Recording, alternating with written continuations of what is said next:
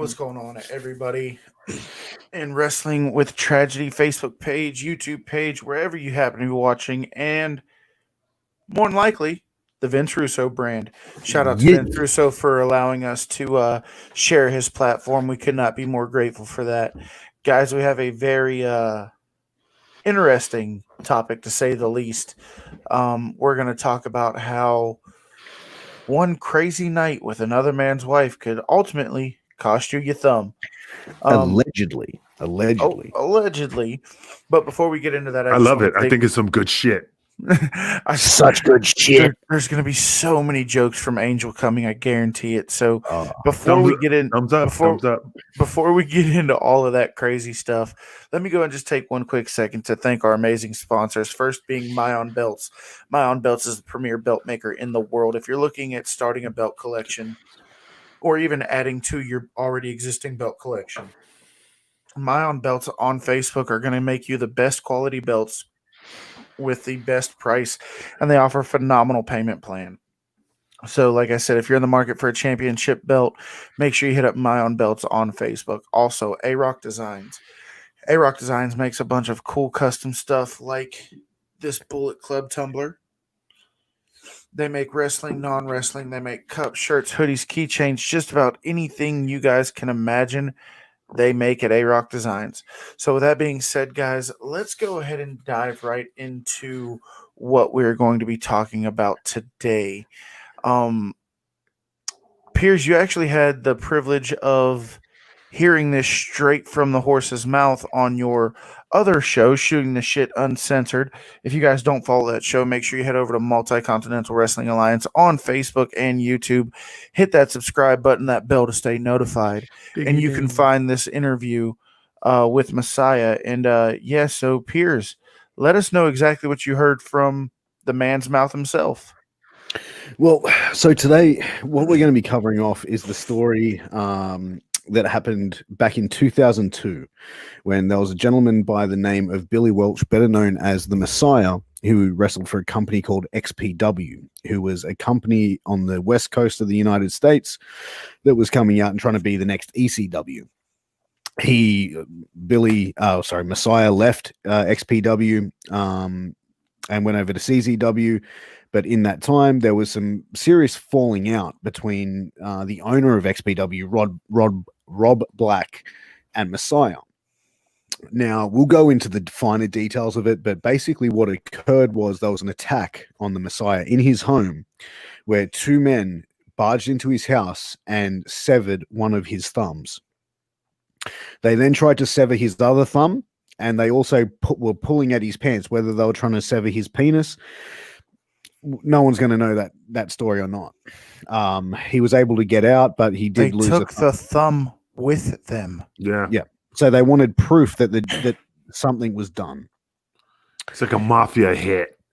Show me proof of your. It very much is. Now, Like a Messiah went on to have a very storied career after this assault in Combat Zone Wrestling and that independent wrestling boom that occurred in the early 2000s, which, we saw a lot of stars coming out around that time. You look at guys like Homicide, Messiah. Homicide, you may have heard of him, Angel. I think I heard of that little guy. Homicide, the Messiah, Adam Flash, Sick Nick Mondo, and several other names. So the assault that has basically occurred, the Messiah was working for XPW's company in the office for XPW, which was also the parent company for XPW was Extreme Associates, which is a pornographic company. Now, Extreme Associates weren't just making your average pornos. They were making some pretty sick shit, simulated rape scenes, vomiting and all sorts of weird, crazy shit. Almost like snuff films. Close to it, from what I've heard. Now, Rob Black was a guy, from all accounts and all stories told, was someone who was obsessed about being the next Paul Heyman. He really believed that he was on his way to being the next Paul Heyman. He was a guy that, always wanted to try and intimidate people, but from what I've been told, he never really wanted to have confrontations. He wasn't a confrontational kind of guy, but he liked to sort of have that alpha mentality. So you know, when I interviewed Messiah, his words in that interview were there was no doubt that that Rob was the one guys that sent these guys after him. There was allegations and rumor had it that that Messiah was sleeping with Rob's wife, who is known as Lizzie Borden, who is a pornographic actress and pornographic director. Those allegations were denied by Messiah, but he did say that they were close.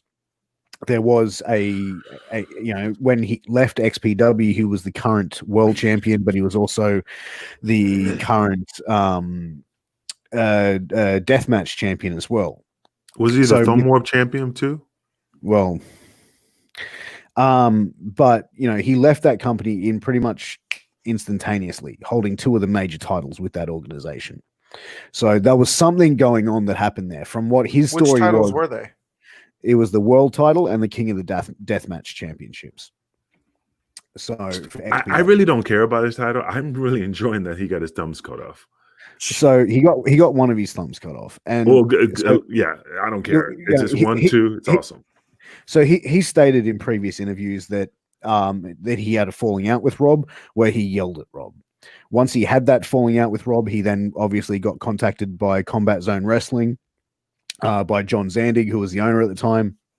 He went over there, and it was supposed to be a 1-match deal. He had a match with their champion at the time, Justice Payne, and it was kind of like an indie dream match. He did really well. Then they kept booking him.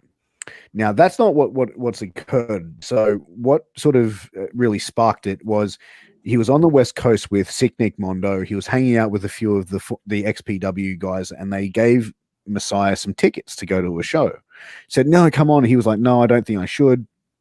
Anyway, so he got the tickets. He went to the show.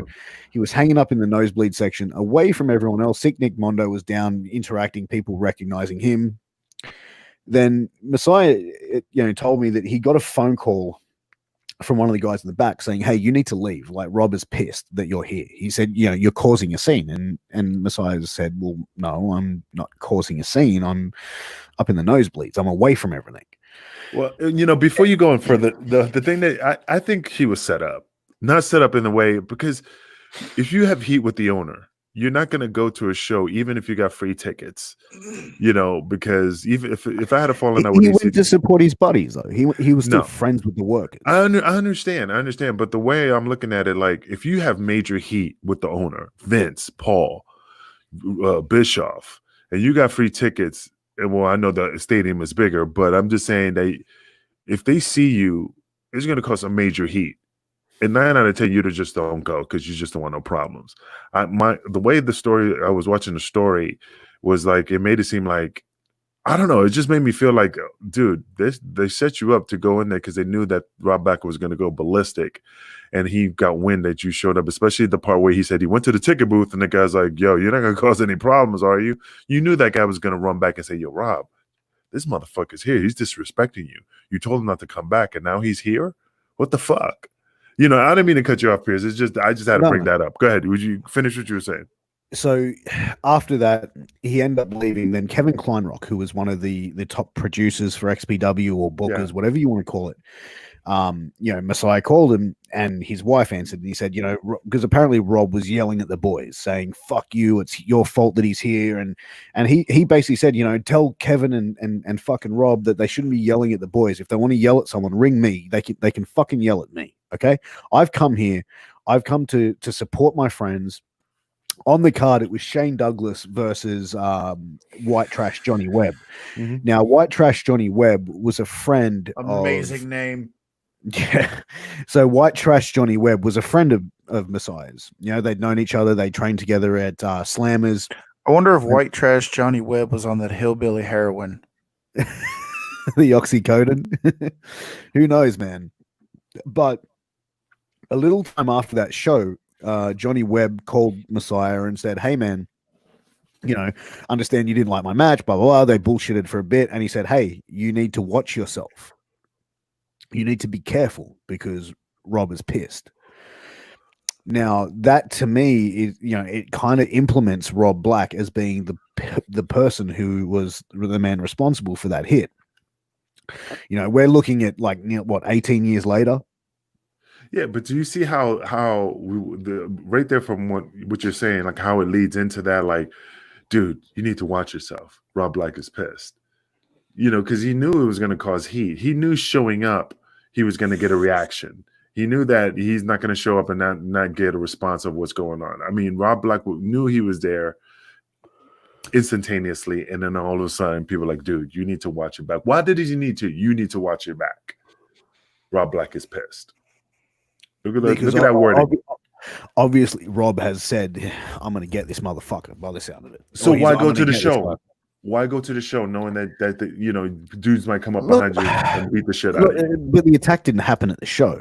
I know, but it could have. But he obviously didn't think that, and at the time as well, Messiah was a 20-something-year-old guy. So when you're a 20-something-year-old guy, you've got balls of steel, man. Like you don't really give a fuck about anything. I just think he went to get a rise out of him. I think he knew that if he showed up and his face was in the audience, just like Enzo went to the fucking WWE, knew it was going to get a rise out of Vince. He was being an instigator. Let's just call it what it is. He was being an instigator. And I know you say that the hit didn't happen at the show, but it very much could have. And when you take the kind of the death match guy that Messiah is, Piers, let me ask you this. You're sitting at that show and you see Messiah. And then you see two guys from the back come out and they just start throwing hands, not knowing any of the backstage stuff that's going on or anything like that. You're just a fan sitting there in the crowd. Wouldn't you kind of think, oh, this is a work, this is part of the show? Yeah, but none of that happened though. That was I know, but what I'm getting at is it could have happened. I personally wouldn't have went to that show, and that's exactly what I'm thinking. I'm like, look, if I go in here and I get my brains beat in, everybody's going to think it's part of the show. I'm being set up. And if you really wanted to give your friend tickets to the show and have him go and be there, you don't leave that stuff at will call. You give him the tickets. You're like, hey, sneak in under the radar, keep your hood on, whatever. If you really want to go and you don't want to make it so known that you're there, as soon as the guy at the ticket booth goes, you ain't going to cause any problems, I would have turned around and left. And if I couldn't go in unnoticed, I wouldn't have gone at all. And 9 out of 10, if it's your buddies that you're there to support, 9 out of 10, you go with your homie. Hey, man, I'll come with you. You come in the locker room because you're still part of the boys. And that's when the opponent was like, hey, man, what's he doing here? Oh, I told him to come down. And he's here to support us. So to me, why am I going to give you a ticket if you could come with me if I'm one of the stars? Meaning he gave him the ticket. My thought process gave him the ticket to set him up, to put him in the audience, because he knew that it was going to get back when he went to the ticket counter to show his face. Here, I'm here to see the show. And the guy's like, holy shit. And then he leaves and he's like, and all of a sudden the guy runs and goes, Rob, guess who the fuck is here? After you had a huge argument with him? You know who gave him the tickets? Who? You know who gave him the tickets? I forgot. GQ Money. Now, GQ Money works for WWE as Ryan Katz. He's not an on-screen performer, but he's a backstage the talent, like a producer, whatever. He's not a talent, but he's wrestled for the MTV Wrestling Society X. He did some work in XPW in the early 2000s. And what's his name again? I'm gonna look him up. Ryan Katz with a K, Katz. He was the one that when you get those tickets, and this is just me being a natural skeptic as I am. What is on a ticket? Like what is on that ticket that you buy? Well, it's an indie wrestling show, so who the fuck knows? It could be a ticket number. It could be a seating arrangement. That's what I'm getting at. More times than not, you have a seat number. So you mean to tell me I'm going to walk into this damn hornet's nest where I'm already getting, weird vibes at the counter, and now they know exactly where I'm sitting at in this arena? Fuck that. No, because Sick Nick Mondo went down to the front row that went with him. Now, Sick Nick Mondo was part of CZW and was one of CZW's top stars at that time. Messiah went straight up to the nosebleed sections. So, this is a thing, man. Like, Angel, you've heard of XPW. They turned up at an ECW show. Yep, I know. Yep. So they turned up at an ECW show. in XPW shirts and with front row tickets. They were told to turn their shirts inside out. An altercation happened where apparently one of their female valets grabbed Francine. I think Francine's actually come out and said no one touched her. And Messiah was in that row. And then obviously a whole heap of ECW guys came out and literally beat the shit out of like the XPW ring crew, basically. XPW just seemed like one of those companies that were just that they had a lot of talent in there, but they just did a lot of dumb shit. And not to get off topic, but Messiah going to that show was apparently the thing where he thought, Rob Black thought he was disrespected majorly by having him show up. So let's get away from the event and let's get into why this made our show, why we feel this needs to be talked about. So, Piers, how do they get to the alleged sexual act between Lizzie and Messiah? You mean? Mm-hmm. Well, that was just a rumor. Like, both parties have come out and denied the allegation. I don't think Rob Black's even ever addressed it. But it was because of this allegation that what happened, correct? No. What happened was with him turning up to the show was what set Rob off. So, they had an altercation and he basically was fired from XPW. He was a dual champion of XPW. Or he quit XPW, whatever it is. So he lost the company that he wrestled for and his job in the same thing like that. Then, he was sitting at home. He gets a phone call from John Zandig. Zandig's like, "Hey, Billy, this is John Zandig. How'd you like to come and work?" He starts getting booked with CZW. Then, look, there's a promo that I saw where Messiah's in the ring and the crowd's chanting "fuck Rob Black." And then he's gone, "Yeah, fuck that motherfucker," and all that shit. And then the crowd starts chanting, "You fucked Lizzie," to which he responds, "And she loved every fucking minute of it." To me, that's him working the crowd. You know what I mean? Like, why would he say that in a promo? But then, in countless interviews, he has denied that allegation. He said they were close, they were friends. But like he even has said that he tried to quit XPW before, where he said he had the titles and he's like, "Hey man, I can't do this, my body's beat up." And Rob was like, "Hey man, you quit, I quit." So he's like, "What the fuck?" No, and he kind of got not forced into staying, but guilted into staying a little bit longer.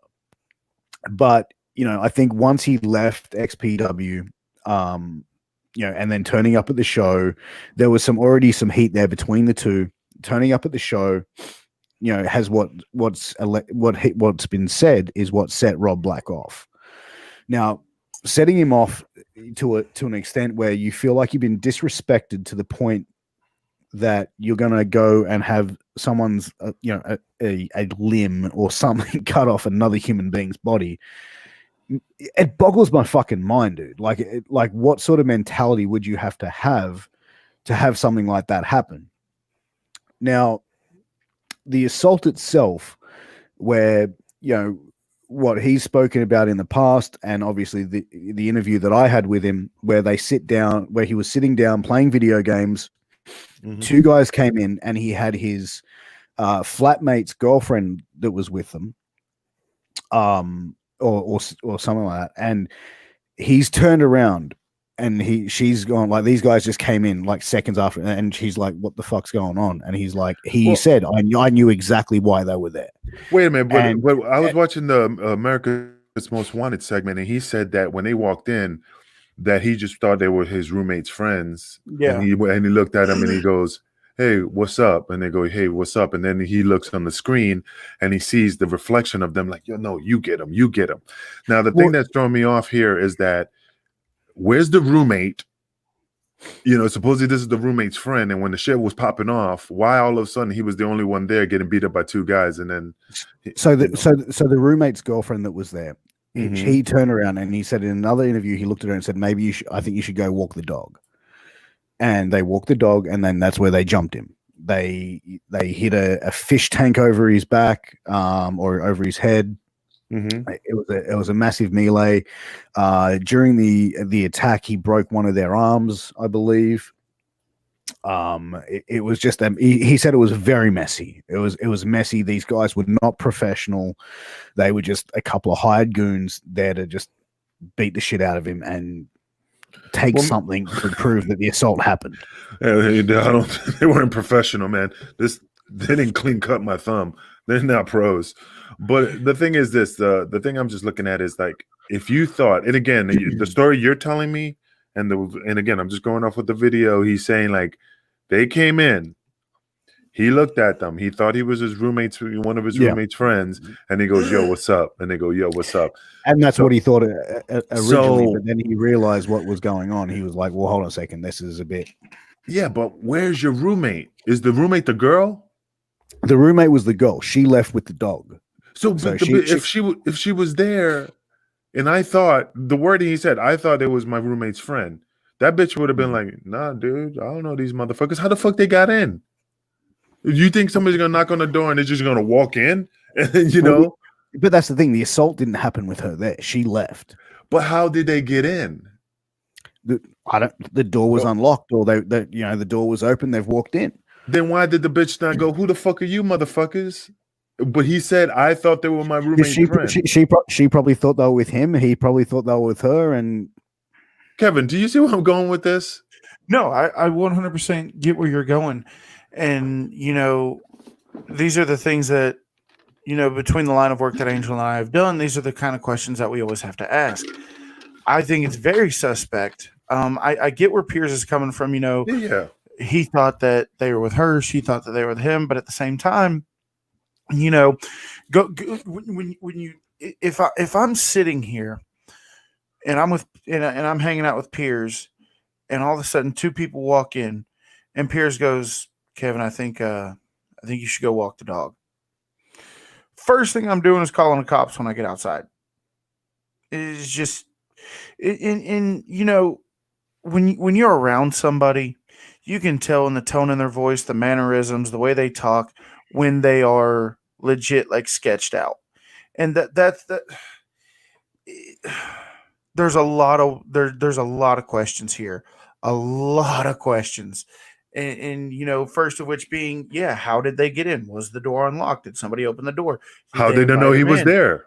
And here's my thing: if I'm turning around, if I'm sitting here playing video games and I'm sitting here looking at the screen like this, and I turn over and I see 2 dudes standing up behind me, I'm not just going to go, "Oh, what's up?" and look back at the screen. Even if they are with, say, me and Angel are roommates, and they come in, and I think to myself, okay, there's some Angel's friends. "Oh, hey guys, I'm going to stand up. Hey guys, what's up? I'm Kevin, Angel's friend. Nice to meet you. What's your name?"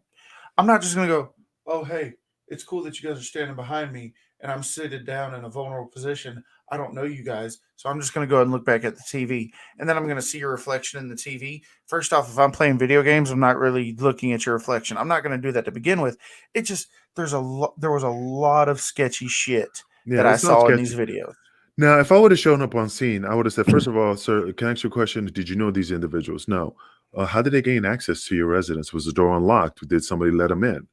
And then he's going to say, well, I don't know. I was playing video games. She got up. Because again, you're saying she's the only one there. So if the door was closed, she had to let him in. That's 1. 2, how did they know you were home? Did they know you lived here? Yes. How did they know you were home? And here's another thing, Angel. Let me ask you this. If you were sitting down in your living room, and let's just say that the door was unlocked and they walked in. If you're sitting down in your living room playing video games or whatever the case may be, your front door opens up, 2 guys that you cannot easily identify walk into your house. Are you really going to stay seated down on a couch staring at the TV? Hell no. And the other thing is, if you saw that reflection, I got more firepower in my house than the freaking police department. Okay, I'm not just going to stay sitting down on the couch. And the thing is, if like Kevin said, he's playing video games. If he saw the reflection on the monitor, then you're not focusing on the video game. You are just like looking at that monitor, and you're focusing on that because all of a sudden the video, because when you're playing a video game, you're focused on the video game. You don't see nothing else. But if you saw the reflection on your monitor or on your TV or whatever, then dude, you knew something was popping off. You was like, yo, this whole thing is just it's sketch town, man. Look, I don't necessarily think it's Sketchtown. I think that in that situation How of is it something. not? Look, I just think in the situation as well, with everything that happens, like Okay, if things just happen so quickly in those Okay. situations. Well, you while don't we're really have doing time that, to think. while we're doing this, let's play a little game, Piers. Okay, let's play a little game. I want you to talk to and I know you've already done this, but Angel, let's entertain this for just 1 second. okay, Piers, you tell the story of how you are led to believe it went down, and Angel, every time we hear something sketchy, just say the word stop. Okay. So what I've heard from him say in previous interviews and interviews an interview I conducted was he turned around, he said to the girl, it's time for you to, like, he realized at that moment that he said he was playing games, saw them coming, let me finish. And he's gone, oh, hey guys. And then he just naturally thought they were with her. Stop. yeah, stop. Why did he naturally think he was with her? I mean, not only that, you have two people standing in your house that you don't know. You're not going to introduce yourself. You're not going to say, hey, can I get you anything? You thirsty? You're not going to just normal hospitality. You're not going to introduce yourself. You're not going to stand up, shake a hand or anything like that. Try to make somebody feel welcome, whatever the case may be. So there's my first issue.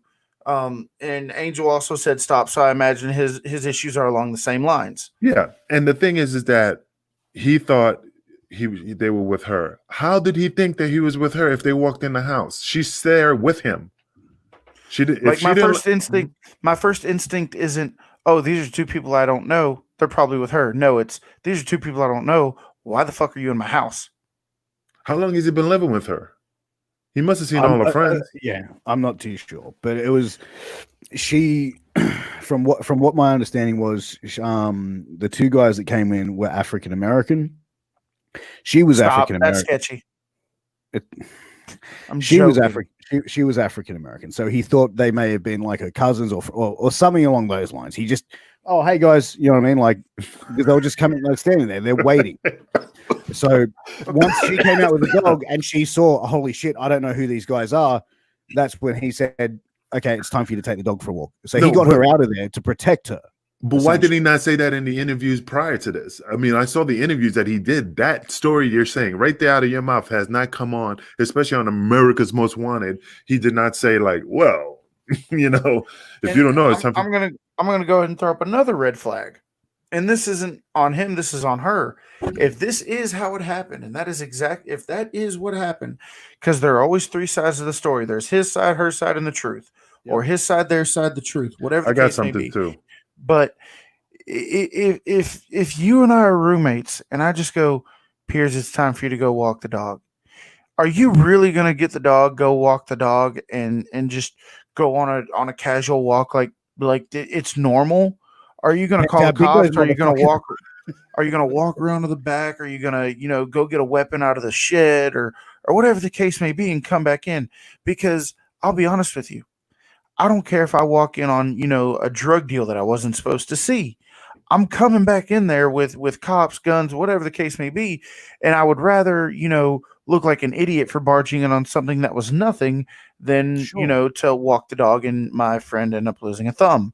So that's another red flag. Well, hold up. And Piers, this is my thought process. Okay, two guys walk in, and I finally realized this is not my friend.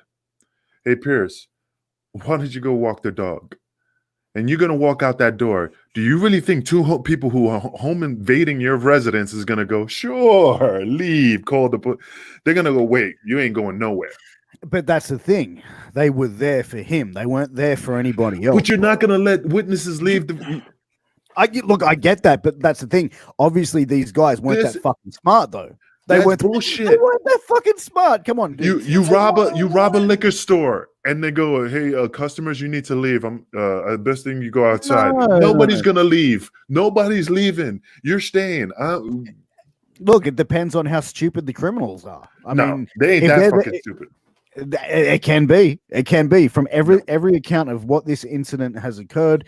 The assault that has occurred, it was very sloppy. It was very messy. As soon as the door shut, that's when it went down. Piers, I love you, but you're trying to make chicken salad out of chicken shit.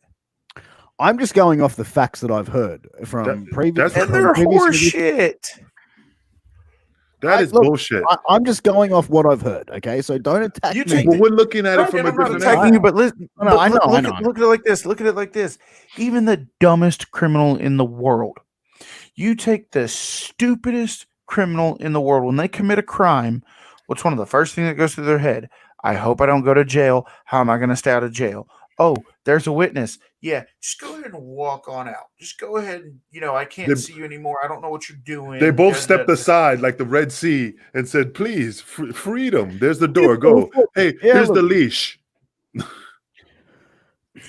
Anyway, so if I was going to go into hold on, if I was going to go into a residence with me and Kevin, and we're going to go in there and say, "Yo, Kev, if there's anybody in there, we do not let them leave. We go in there, handle business, but make sure nobody leaves because I don't want the cops to be at the no one comes in, no one goes out. I would have locked the bitch in the closet. They weren't there to fucking like whack him. They were there, and they weren't there to go to jail either. No, but they were there to cause damage. They were there. Yeah, but you don't want the person to leave. You're not going to let that other person leave, regardless. So sketchy. Okay, let me ask you this, right? If an assault is happening, assault in progress in the United States, if you got say 911 gets a phone call, there are people in my house, there is assault happening. Let's talk realistically. How long is it going to be between the police getting that 911 call and police showing up at that residence? Under a minute. Really? What if it's a busy night? They don't have enough cars on. But you don't want to take that chance. No. I'll go and break this down. So, and I'll use a true story. So one night I'm on a traffic stop. I pull this car over. I think it had like a headlight out, and when I got up there, I smelled drugs in the car. I can smell the marijuana. It's got a very distinct smell. Once you smelled it once, you smell it 1,000 times. Absolutely. So I've pulled the guy out. I've told him to stand by the car, and I'm doing my field interview. Hey, look, man, I can smell it. Tell me what's going on here. Da da da da da. I'm going through my whole shtick. And next thing I know, I got my radio on my shoulder. And next thing I know is home invasion in progress call comes out. Hey, man, tonight's your lucky night. Get the hell out of here. Here's your driver's license. Bye. I'm in my car. Lights and sirens are on, and I'm going. And that's what every single cop is doing. Now, I understand that 1 minute, when I said less than a minute, you're probably looking between a minute and a half, depending on how many officers you have on shift, how big of a town you're working in, but it doesn't matter what call you're on, unless you are on like an officer needs assistance or you've been specifically ordered to sit there. When a call like that comes out, no matter what you're doing, no matter if you're at the McDonald's, on a traffic stop, dropping the kids off at the pool, in the bathroom, whatever, you're full speed, lights and sirens on, and when you get there, guns drawn. And also, the thing is this: you know how many times I've been on a call and they go, my radio was at 48, and they say 46. There's a disturbance with weapons on 21st and Waco, and I go, dispatch, I'm close.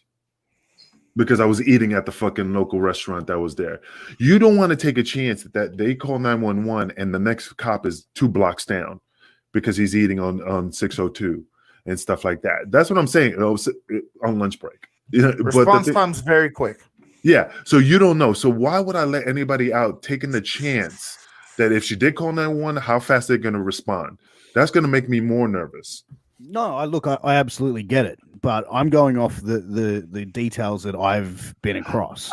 So for me, like it's who knows? She could have gone. Okay, an attack like that. Like you got to think in a situation where you have like a interaction between 2 people or 1 person or one-on-one, whatever it may be.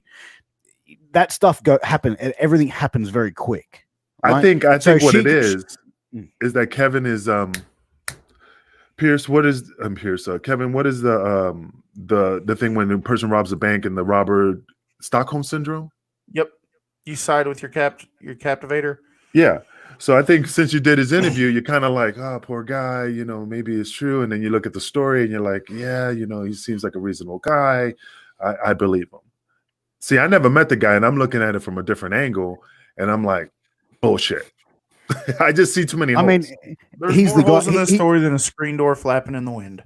So, what are your Patrick. thoughts though? He's had his thumb cut off. He's lost a fucking body part. Like, I'm not saying no. I'm not saying this was a scam or a hoax. I'm saying that roommate was probably in on it because look, if two people come in and first of all they let her leave. Well, no, let's even go back further than that. They know he's home. They get there, no sign of forced entry. That's one of the first things you look for, forced entry. Mhm. Third, they let her leave. They let her walk away. Those three things right there. That female roommate is now my prime suspect for those exact reasons. I'm They gonna go let off her that walk after. away. They knew he was home. So by the interviews and everything, there were only two people in the house: the guy who lost the thumb and the girl who walked away. They knew he was home. No sign of forced entry. They let the girl walk away. The girl didn't call the cops. The girl didn't come back until after it was done. Yeah. If it looks like a duck, walks like a duck, and quacks, it's probably a fucking duck. What, and I'm gonna piggyback off that, is that the way I'm looking at it, and I'm just making this assumption here, is that if Rob Black knew where he lived, which I'm assuming so, right? And the vision I'm looking at is that she got paid off to tell somebody that he was there. That she probably knew those guys and she got paid off. And It's the only logical and explanation. since he's Messiah, the hardcore deathmatch, any hardcore deathmatch don't want to be played by no female. So to give it more of a hardcore look is that she let him in. He looked up because I assumed that he was with her. She's like, "Hey guys, come in. Hey, And how he you did the doing?" chivalrous thing because Yeah. it sounds a lot better than saying you got worked by a girl. Yeah, because think about it. If the girl opened the door, right? You're playing video games. You're sitting there enjoying the game. She gets up. Somebody knocks on the door. She walks in. She goes to the door, opens it up. Hey, come in, guys. He looks. I'm assuming she's with him because she let him in. He's playing video games. All of a sudden, she goes, "Hey, I'm gonna go out and walk the dog." All right, no worries. My homie's gonna be here with you. Oh, okay, no worries. I'm still playing video games.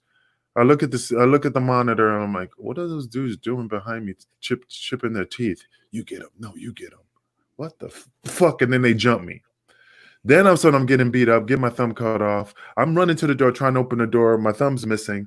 Then the fight breaks out. They're trying to unbuckle my pants, and then all of a sudden, supposedly he breaks the guy's arm. They take off running.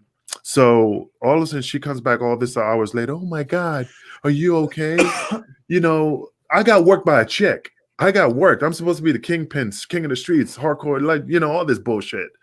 Am I gonna really say, well, this girl, these guys, and I got my ass whipped and I'm missing a thumb? It's too damn sketchy. I would have sat there with my pen and paper, and look at my partner, because I always gave my partner the look, like, okay. Because you could see the bullshit. I just think she was in on it. I think she got paid. I think she knew Rob Black from the gate. And how many times have Rob Black been at the residence? And you know what I mean? That's what I would look at. Like if he knew where he lived and if he befriended her. I mean, just so many holes in there and so many things I could go off of investigation wise to see what the connection is from Rob Black, and the two black dudes. Yeah.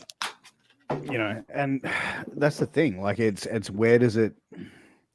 where do you see it being, Kev? Like from your aspect of a current police officer, where would you start? You've been given this investigation.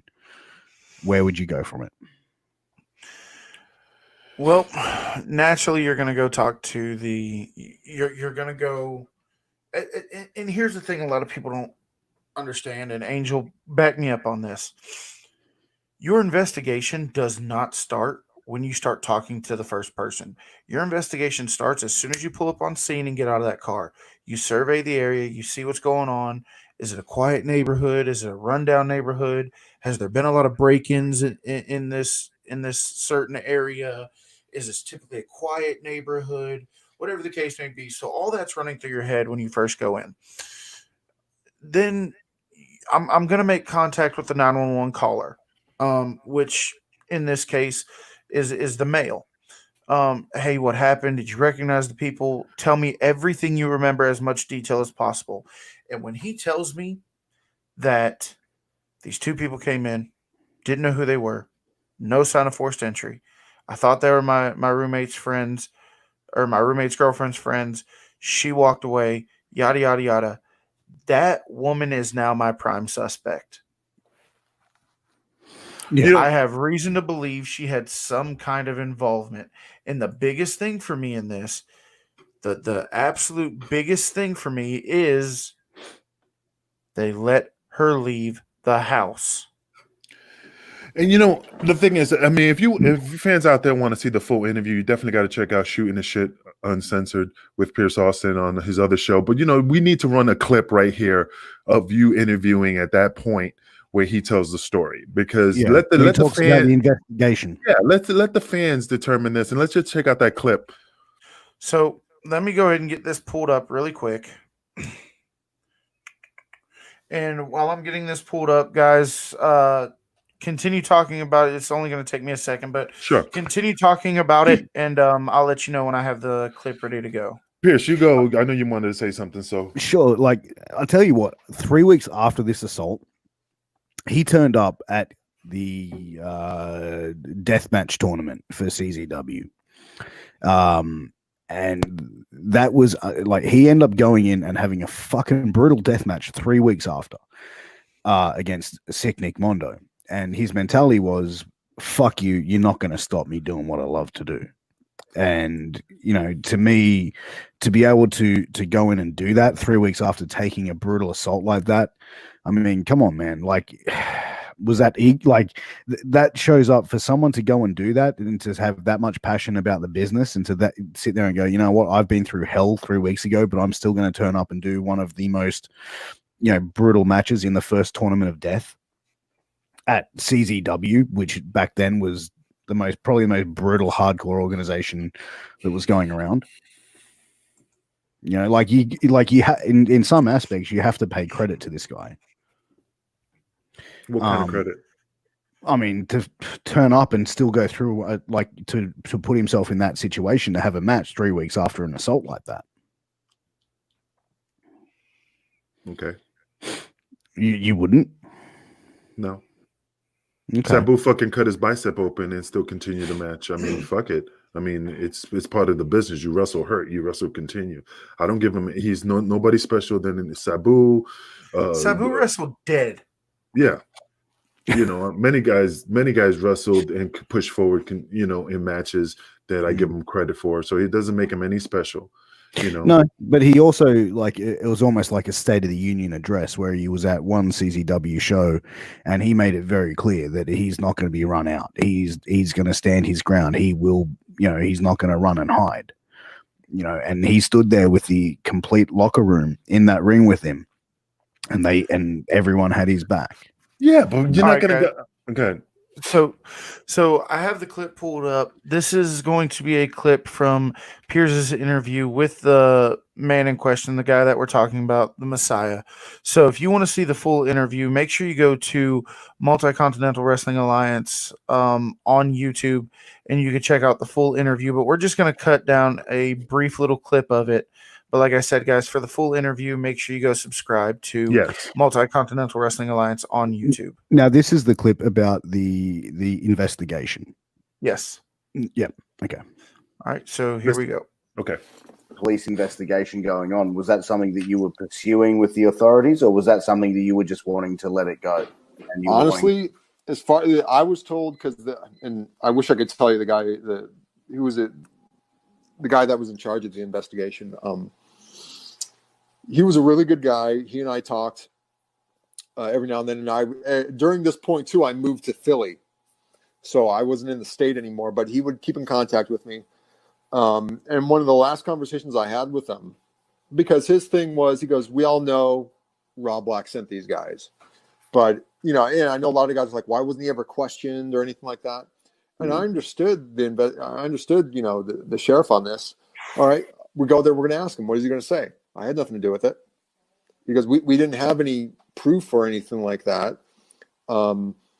But it came down. He told me it came down from higher ups above his pay grade to leave Rob Black alone, and that was because they were then going to start, or they were in the process of getting ready to. The government was going after Rob or John Ashcraft, and they were going after him for distributing obscene material through the U.S. mail. Yeah. So essentially, it was just leave him alone, and they did. And I never pressed it. I wasn't one of these guys who was like, I need justice. I'm very much, maybe to a detriment. I'm very much whatever. It's okay. It is what it is.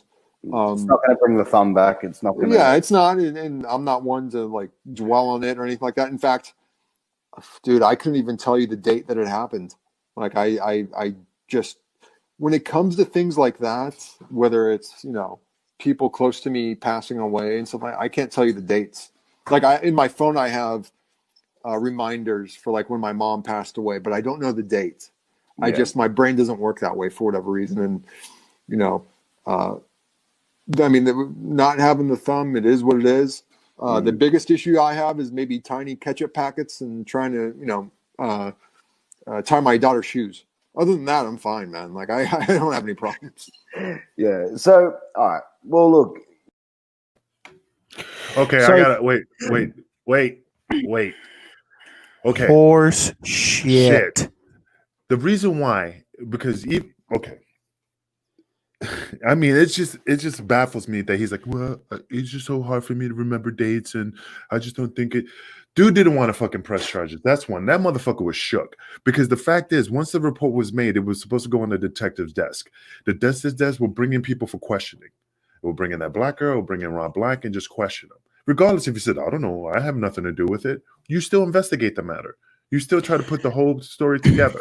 But as you said, the detective in charge got told from people above his pay grade, leave Rob Black the fuck alone, because we're going after him for bigger shit. That's federal. That's a federal crime for the postal shit. And if anything, and I'm speaking solely from experience, if you're going after somebody for this big charge up here, okay? Let's say you're going after somebody for this big charge, and then you have this smaller charge. Not to say that, orchestrating a hit is a smaller charge, but you question them on this so they forget about this. You question them on orchestrating this hit so they don't even know you have them on this U.S. mail stuff. So I don't buy that for a second. And that's a totally different meaning, totally different. You know how many times we were like, okay, perfect example. When we helped the U.S. Marshals to do a search warrant to seize, and we got into the house, they were only after the guy because of the guns. There was cocaine, there was marijuana, they were only after the guns. And you know what they told us? That's yours. What do you mean it's ours? We just came to assist. Well, we're only after the guns. This is yours. We don't want nothing to do with it. So basically, even if they were going after him for that crime, either you could tack it onto their case. I'm just going off that. And 9 out of 10, they don't care about petty shit like that. So they go, hey man, just take care of it. We're just going after him on this. So I don't think the higher ups is going to come down and say, hey, just leave Rob Black alone because they're going after some male shit. It's bullshit. Bullshit. I just think he pussied out, and he didn't want to file charges. Because he knew they were going to find a way that this, like, he got punked out from some chick, and that would have came out, and then his legendary hardcore status would have been diminished. He wanted to use it, thinking that it was going to excel his career because he lost his stuff. Here's what I call bullshit. First of which being what I already said. If you're being invested, first off, it's two completely different jurisdictions. You have federal and you have local. You have state law and you have federal law. and it's like I said, if you're being investigated for something to do with federal, and I have something on you with local charges, yeah, I'm going to bring you in on those local charges, because then you're going to think to yourself, oh, they got me on this, they don't even know about this. You're going to get careless, you're going to continue to make mistakes, and you're going to make that other case stronger just because you think I don't know anything about it. So I call bullshit on that. And then you don't now. I cannot tell you the day that my grandfather died. I can't. I cannot tell you the exact date. But I can still recall police report dates, because you file those things so many times. As many times as he had been questioned, as many times as he has given statements, as many times as he's being contacted, I don't buy for 1 second he doesn't remember the date. Also, another thing.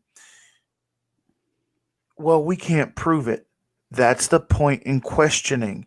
At that point, the roommate, the female's coming in, Rob's coming in, mutual friends between the two are coming in. You're going to question the homeless guy that was sitting on the corner who didn't know anything about it, because he might have been a lookout.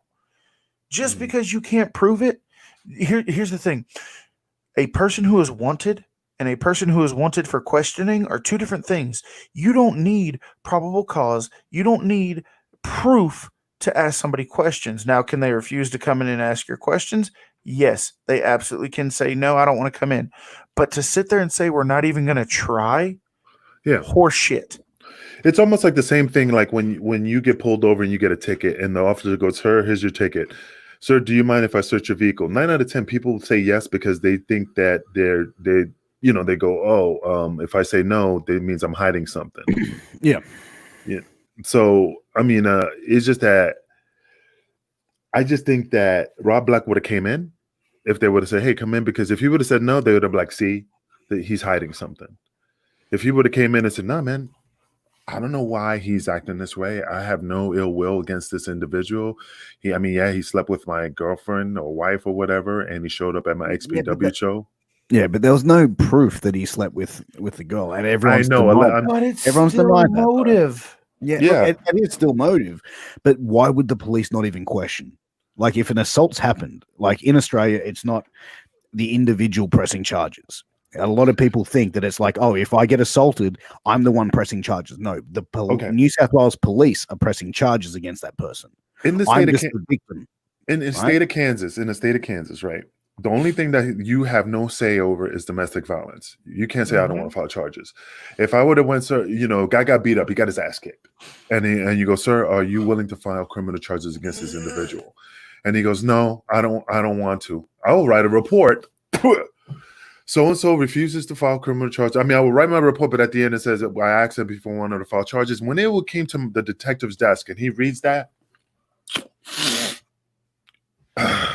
he puts it to the side, because he's not going to waste his time going through this whole investigation unless that report, if the guy is refusing to file criminal charges. So unless that report stated to him, like he said, he refused questioning, he refused to answer questions. There was a lot of holes, and he's like, "Are you willing to file criminal charges if we find these individuals?" And he's like, "No, I just want to be left alone. I will write in a report, have the detectives follow up and say, hey, it says here that you don't want to file criminal charges. So are you sure?" I mean, they will still question, I mean, and I have not heard in these stories that the police were like, nah, he just refused. I don't know. I mean, there's just so many holes. I mean, Kevin, maybe I'm missing something, but am I missing anything? No, you're saying exactly what I was thinking. The way he breaks it down and the way he describes it, I'm tempted to one of two things has got to be true. Either one, he refused to press charges, or two, he never called the cops to begin with. One of those two things has got to be true. But then when he went to the hospital to get attended to, wouldn't they have to call they have to, any type of assault, any type of injury, any type of bullet hole, any type of cut, stab wound, the hospital has to call 911 because of liability issues. They have to call Not here in Georgia. Not here in Georgia. Gunshot, yes, but a severed finger, you could literally walk in there and say, "Yeah, I was literally cooking and I was cutting, vegetables or whatever." And No. Took the thing They- right off. No, I know I'm sidetracked. I had to go to a call at the hospital because somebody shoved a fucking candle up their ass. Nice. You know, and I had to show up and say, "Sir, do you want to file a report?" No. It's like no, because he was married, and I think he did it on his own, and he didn't want his wife to find out.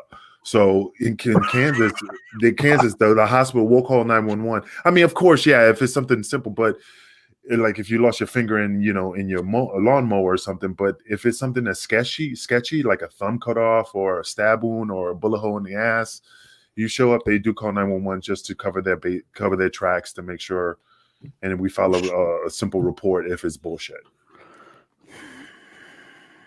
That's There you here. And Well- you know, I think I've pretty much said everything that I can say on this one.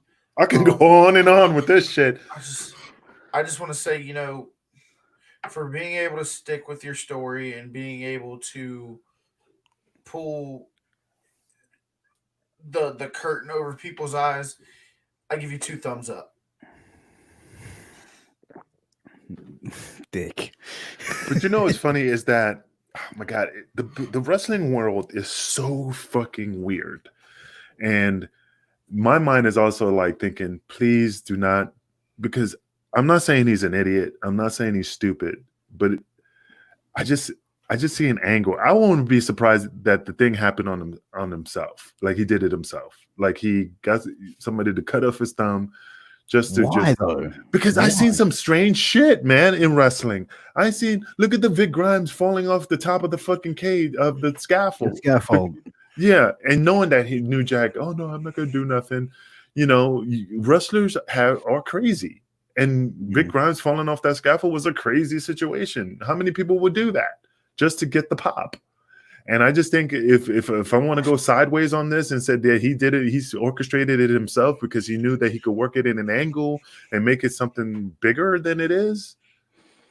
It's possible because wrestlers are fucking crazy. To cut a fucking finger off, man. I don't know, dude. I couldn't just go, hey man, yeah, let's do this for an angle. Look at those death matches in Japan when guys like can get body slammed on top of fucking butcher knives. Or you know, you have to be a crazy individual to do shit like that. Like I said, if it looks like a duck, walks like a duck, and quacks, it's probably a work. Could be a work too. Okay, so final comments on this, guys. Angel? I just think it's bullshit. I think there's more to it. I think he just didn't want to be played by a girl, or it was a work that he was trying to just be the hardcore messiah. And you seen him when he went to CCW, you know, because if he's so irate, if he's so mad, and again that was a work. But I'm just saying, let's say if he was legitimately mad, while all of a sudden on your show he's like, well, you know, the only problem I have is opening small ketchup packets and tying my daughter's shoe, and I just don't remember dates. But we're 18 years past the incident, though. Dude, it's his fucking thumb. I remember what I was standing in when September 11th hit, and that had nothing to do with me. Yeah. If my thumb got cut off, I remember the day, the time, what was showing on TV, what fruit snacks I was eating. You know, everything is my fucking thumb, dude. Yeah, that's true. That's true. Kev? Final comments are right there with Angel. Either one, it was a work, or two, he doesn't want to admit he got worked by a female. You know, I'm sorry you lost your thumb. I think there's a lot to this story that hasn't been said. There's a lot of holes in this story. And had I have been the officer assigned to this case, I wish I could put my thumb on it. Oh, wait a minute. I just can't quite put my thumb on it. I just I'm glad that he's no longer under the thumb of Rob. So, you know, I know Pierce. He's your friend. He did your show. He's your buddy. Dumbass. Look, he's someone I interviewed. He's definitely someone I enjoyed talking with. Stockholm syndrome. But like I said, I feel that the situation that's happened, you know, when he said that the detective was like, no, we're getting him for bigger shit. Like, if you're trying to get someone for bigger shit, wouldn't you want to also add on to those charges? Yep. That's to me. Like, if you're going to go someone for, say, federal postal sending obscene materials, why not go after like a vicious attack or orchestrating or, you know, paying people for a hit, essentially? That to me would be adding on to the charges, which, you know, putting someone away for, say, 5 years, this could put someone away for 10 to 15. Yeah, and I'm just throwing years out. So, you know, that's my final thought. I'd love to interview him sometime just because I know his thumb would be on the trigger just ready to shoot. Yeah. I would love to. You know what? I would love to interview him because he'll fucking leave the show crying because I would just he would confess that it was bullshit. I don't know, man. 18 years later, and it's no more information's come out. Because he doesn't want to say anything. It's fair. But anyway, it's whatever. If he doesn't want, you know, no thumb lost on my end. Ooh. Fuck him. Fuck him sideways. Thumb fuck him. 2 times. You know, it is what it is. If he's not concerned, I'm not concerned.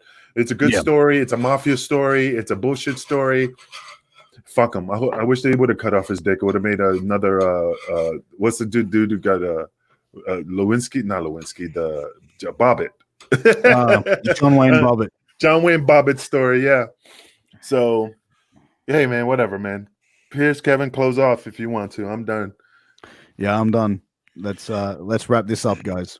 All right, guys. So, quick shout out to our sponsors just before we get out of here. Mayon Belts, the premier belt maker in the world. If you want to start your belt collection or add to your belt collection, make sure you hit up Mayon Belts on Facebook. Also, A-Rock Designs on Facebook for all of your custom merchandise, such as hats, hoodies, cups, tumblers, anything like that. And as always, scrolling across the bottom of your screen, guys, go to ProWrestlingTees.com/Wrestling Review Society or MWA World and check out our awesome merchandise. And also, don't forget to plug in the Shooting the Shit Uncensored for that full interview with the Messiah if you definitely want to check it out. And we would love to hear your opinion. And any law enforcement who watches our show, please tell us we're wrong. Please show us some light on this because I would love to hear your opinion. Post it up in the comments, guys. With that being said, we'll see you next week for another exciting episode of Wrestling with Tragedy. Thanks for watching. We'll see you next time.